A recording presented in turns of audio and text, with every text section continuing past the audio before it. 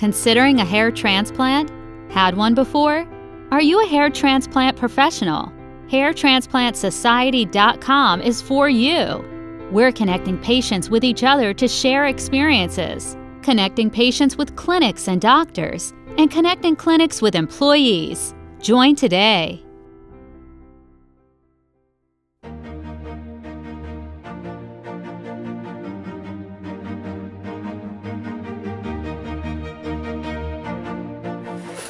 Okay, so here we are with our patient Adrian. Adrian had an FUE hair transplant a couple of years ago, and he's here for a corrective surgery. Tell us how you feel about your past procedure. Horrible. Okay, so you had an FUE and you were not happy with your results? Did you not get good density? No good density. And were you happy? No result. No result at all. Okay. So would you recommend an FUE procedure to others? Huge area, you know? So you would not recommend the FUE? No, I recommend FUE. Okay. And so you're here today to correct your FUE? Yeah. Okay. And what are your goals today with your procedure? Whew. I'm nervous because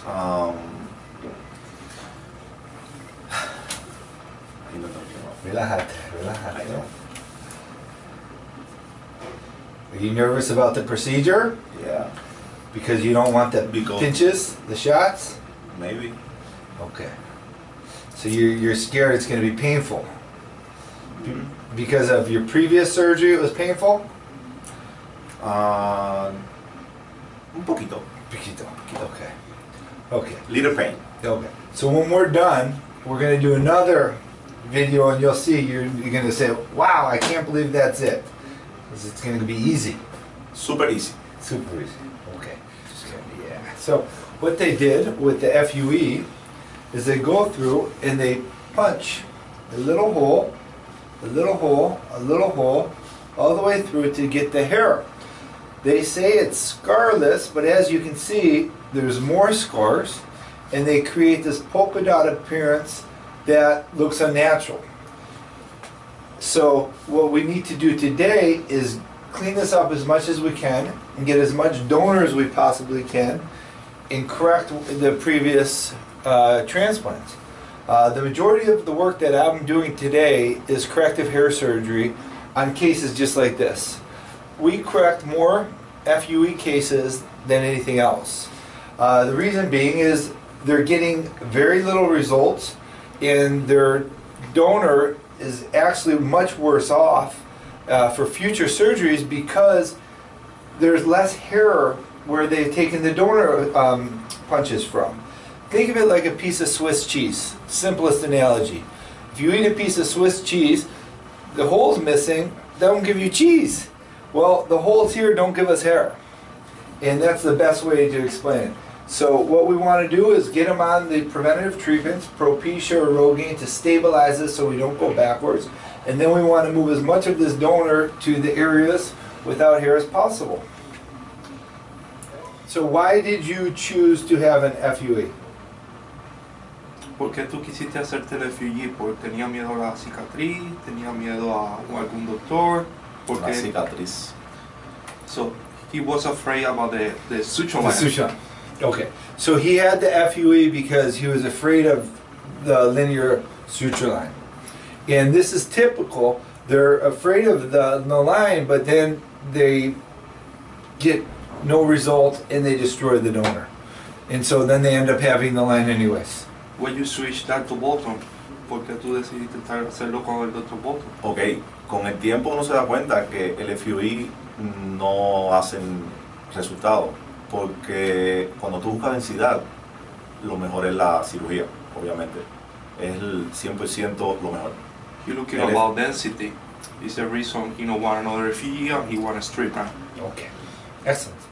Many of our patients who are coming in after they've had an FUE, what we're finding is they're having the procedure done by non-doctors, whether it be a technician or maybe even not even a licensed doctor or anything, and that's pretty common. And due to the expansion of the FUE and the artist, we're seeing it all the time, where patients are having these poor results, and their answer, what they're telling us, is that the doctor wasn't even there for the procedure. And that's what happened to you too, correct? Correct. Yo les recomiendo a los pacientes que se documenten bien sobre la cirugía. No FUE, definitivamente. No FUE. He said he wanna do to the patient. He always recommend review all the results. He said the FUE he don't like anymore. He recommend to the other patient do the procedure like this. Yes. Okay. All right. Any questions? Bring with us. Okay. All right. So we're gonna get you started here. Okay, my friend. Okay. So we just got through harvesting Adrian's donor. I just fit all the anesthesias in, and we made all the initial sites where the grafts are gonna go. How are you feeling? Super great. How Amazing. How does this compare to your FUE procedure? Super different. The FUE is super tedious. Right now is very nice. So was there more pain with the FUE? More pain. With the FUE. Yeah. Okay. So this was easier. Super easy. Okay, excellent. So we did the MaxHarvest Plus hair transplant. We were able to get Adrian about 80 square centimeters of hair. So I was able to fill his entire area. You can see the initial slits. These are where we put the tiny little one hair grafts all the way around the front. We build behind that with the follicular units behind that. And then we put those multiple follicular grafts all the way through the center and into the crown. So if you look back here, you'll see we have the pattern made out where we're going to fill his entire head from front to back. The suture line closed beautifully. You can see it on the sides here. The beautiful closure. He had excellent elasticity. He's been a great patient. Everything's going perfect. So far we've been in the OR approximately maybe about 2.5, 3 hours tops, and everything's just going perfect. Is there anything you'd like to say to the camera? Yes, remember, when you are a great patient, great result. Excellent. And we were able to extract approximately 80 square centimeters of tissue. So if you take a look here, you'll see the amount of strips we have here. We have 6 separate strips, each in approximately 40 centimeters in length, yielding about 80 centimeters. This is a foot right here, okay? So what's so important is, if anyone watches my videos, is to look at the level of transection as far as how the grafts are cut and if there's any transection of the follicles. And as you can see, I consistently got 6 gorgeous strips, which is going to yield this patient a lot of hair. You're talking, I'll lowball the numbers and say he has about 15,000 hairs here on this particular case. So it was an excellent harvest.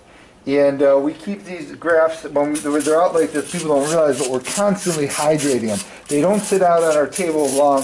This is just for the camera, and that's why it's wet in the background, because we're constantly hydrating the strips just to show the camera now. Anything you want to add? Yeah, what I would like to know, Dr. Bolton, is compared to what Adrian had before, he had a follicular unit extraction surgery. I believe it took 12 to 14 hours. Yes. Show me the representation of what he got on that FUE, the equivalent of hairs. Okay, the equivalent of hairs would be on this one piece here, from here to here, tops. How many hairs is that? Let's say 1,500 hairs. He got about 1,500 hairs Tops. on his FUE. Tops. And how many of them actually grew on his head? Not many. If you had to guess. Very low yield, probably 7,500 hairs. He had 750 hairs, excuse me. 750 hairs. Okay, so they yielded 1,500 worth of tissue, meaning there's those holes in the back of his head, Yes. 1,500 He holes. yielded about 1,500 follicular units. Yeah. And he got probably, what grew was probably about 750 to 1,000 hairs. Okay, so now he has how many sitting there? This is approximately about 80 centimeters. And if it was perfect grafts, it'd be about 16,000 hairs, but because he had the follicular unit extraction, there's some areas with holes, so I'm going to lowball it and say about 15,000 hairs.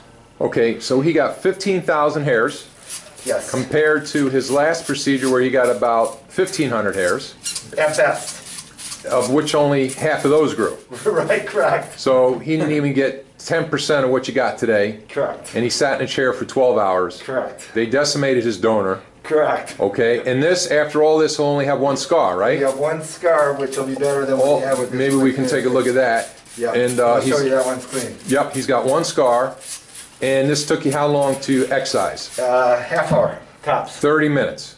Tops. Okay, and how long will it take your staff to dissect that tissue? About 2 hours, tops. Okay, and he'll be done. Place is another 2.5 hours. So, okay, so this whole procedure will be less than 6 hours from 6 start to hours finish. from start to finish. For 15,000 hairs. Yes. Awesome. Excellent. Why would anyone do an FUE? I don't think they should. Does the results correspond to how many hairs you get, generally speaking? Of course. So if I get 10,000 to 15,000 hairs, I'll always do better than someone who gets 1,000 to 3,000 hairs? Simple math. How come people don't see it that way? They're afraid of the scar. Oh, they don't like that one scar in the They're afraid back. of the scar, but you'll talk to my patient after, and you'll see the difference of an FUE versus a linear strip. So people think the FUE is a better scar even though they get the buckshot look in the back. Thousands of dots. That's what they believe. They think that's better. They're misled by the internet. The internet's misleading them. But they'll find it out when they go back for their second procedure and they can't get much hair. Correct. Right. Whereas we could do another procedure and get a lot of hair again without scars. Correct. Yeah. So we just got out of the surgery room with Adrian, where total operating time was about 5-6 hours. Huge case. Huge case. And huge area. And a huge area. Went excellent. Front to back, you won't see this anywhere in the world. We took them all the way around. I'm just going to show the camera a little bit. All the way around. Nice donor area. Went through where he had the FUE. So obviously it's better for us to do a linear incision versus all these multiple incisions. We're able to get much more hair in a fraction of the time. And as you can see, we filled his entire head, which would never happen with an FUE. I mean, they've got a fraction of the hair with an FUE. So I'm just going to turn, Adrian turns the camera here. And so how was your day? Great. Yeah, everything went well? No pain. Super relaxing. Super easy. How did this procedure compare to your FUE? Oh, the FUE is super tedious. The position is horrible. In this hour, 10 hours. This time, only 5 hours. So you had a good experience? Good. Had no pain? No pain. Excellent. No DC, nothing. Well, you were a great patient. Great result. And I'm excited. We got about 80 centimeters of hair. Wow. It's an amazing amount of hair. Super happy. Super happy. Congratulations. Congratulations with you. All right, we're going to follow up with you, and thank you for allowing us the video. And Adrian's going to let us take pictures weekly, so we'll be able to follow his progress as the hair grows. My face now. Congratulations. Thank you, Doc. Hi there. Here we are with our patient Adrian. Adrian's here for a 3-day follow-up post-op visit. We did his surgery on Friday, and today is Monday. How was your weekend? How did everything go? Great. Amazing. Yeah. Really amazing. Did you have any pain over the weekend? Nothing. No pain? No pain. I don't see any swelling? You see? Nothing. Nothing. So you've been just resting, taking it easy, letting... All the time rest. Okay. Very excellent. important. Excellent. I'm going to just kind of show the camera at suture line. So when we do that MaxHarvest Plus hair transplant procedure, we take them the entire way around. As you can see how nice and clean that looks. We did his entire head from front to back, where we grafted the entire area. Huge case. I mean, you can just see the size of his bald area was enormous. And so what we did is we went through and just completely took him from front to back and filled them in. he had a previous FUE where you could almost see the little holes from his previous surgery. And I still to this day can't understand why anybody's doing the FUE because you can't get any hair.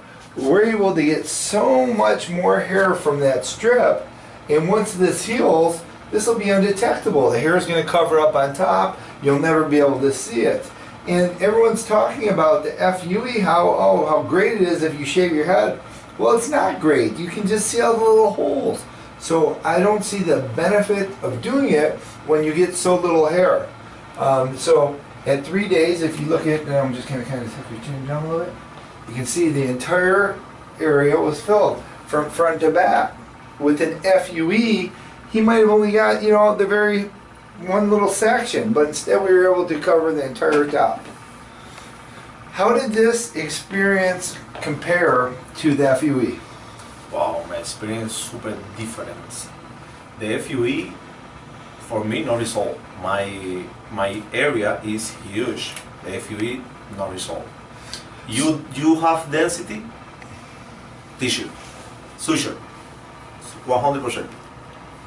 So what he's saying is you get much more hair from a linear suture line versus an FUE. And he said he had very little to no results from his FUE procedure. And on top of that, they destroyed his donor. Okay, here we are with patient Adrian. We did Adrian's MaxHarvest Plus hair transplant procedure 12 days ago. We just now took the stitches out and we wanted to show the camera how it looks. How are you doing today? Great. How did it go with the stitches? All the time, good. No problems? No problems. Okay. And Alright, I'm just going to show the camera what we did here.